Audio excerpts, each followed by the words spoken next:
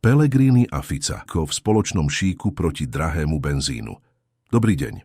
Štvrtok 12. marca 2026 prináša na slovenskej politickej scéne obraz, ktorý sme už dlho nevideli. Prezident Peter Pellegrini dnes priamo vstúpil do rokovania vlády Roberta Fica. Dôvodom nie je nič iné ako energetická bezpečnosť našej krajiny a hrozba, že ceny na čerpacích staniciach sa vymknú spod kontroly. Kým svet sleduje horiaci Blízky východ, v Bratislave sa dnes kuli plány, ako ochrániť slovenské peňaženky pred drastickým zdražovaním. Poďme si rozobrať 4 kľúčové piliere tohto mimoriadneho rokovania. Mimoriadna účasť prezidenta. Signál národnej jednoty. Účasť hlavy štátu na zasadnutí vlády je v slovenskej ústavnej praxi výnimočným krokom. Peter Pellegrini ním jasne deklaroval, že energetická kríza vyvolaná konfliktom na Blízkom východe už nie je len agendou ministerstva hospodárstva, ale témou národnej bezpečnosti. Prezident prišiel na vládu, aby zdôraznil vážnosť situácie. Podľa jeho slov musí byť štát pripravený na všetky scenáre, vrátane ďalšej eskalácie v Perskom zálive, ktorá by mohla globálne ceny ropy vystreliť do nepredvídateľných výšok. Toto spojenectvo paláca a úradu vlády má vyslať signál stability nielen občanom, ale aj trhom a zahraničným partnerom. Spolupráca so Slovnaftom. Strategické partnerstvo v kríze. Kľúčovým bodom rokovania bola spolupráca štátu s bratislavskou rafinériou Slovnaft.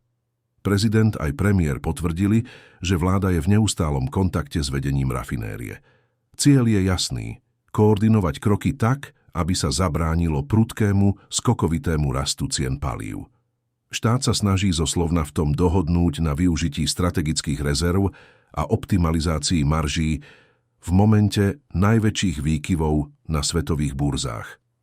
Nejde o diktát, ale o snahu nájsť rovnováhu medzi trhovou realitou a sociálnou únosnosťou. Pellegrini zdôraznil, že rafinéria je pre Slovensko v tomto čase kritickou infraštruktúrou, ktorej chod nesmie byť ohrozený, no zároveň musí v kríze prejaviť mieru solidarity so slovenským spotrebiteľom. S bohom populizmu, rozpočet nadovšetko. Možno najprekvapivejším momentom briefingu bola Pellegriniho pochvala na adresu vlády za jej nepopulistický prístup. Prezident ocenil, že kabinet Roberta Fica nesiaha po riešeniach, ktoré by síce krátkodobo potešili voličov, ale dlhodobo by zruinovali štátnu pokladnicu. V diskusii o raste cien sa často skloňuje plošné dotovanie palív alebo radikálne znižovanie daní, čo by však podľa prezidenta výrazne zaťažilo rozpočet. Pellegrini podotkol, že zodpovedná vláda musí hľadať adresnú pomoc a systémové opatrenia namiesto rozdávania peňazí, ktoré nemáme.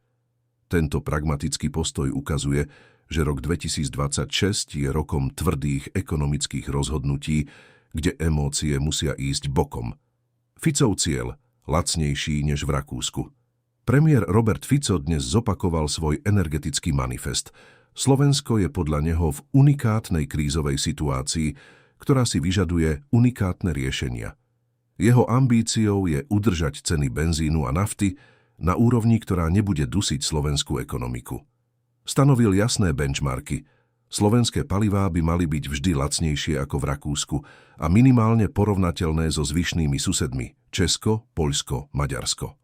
Fico argumentuje, že ak by sa ceny utrhli z reťaze a presiahli by úroveň v okolitých štátoch, slovenské firmy by stratili konkurencieschopnosť a občania by začali vo veľkom tankovať v zahraničí, čím by štát prišiel o dane.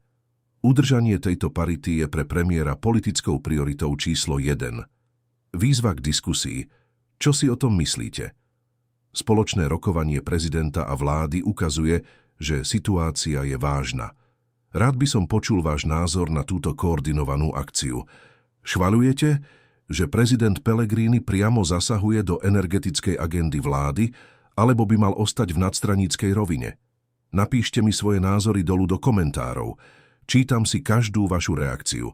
Sme svedkami zodpovednej politiky, alebo nás vláda len pripravuje na nevyhnutné zdražovanie? Ďakujem za pozornosť a teším sa na vašu diskusiu pod videom.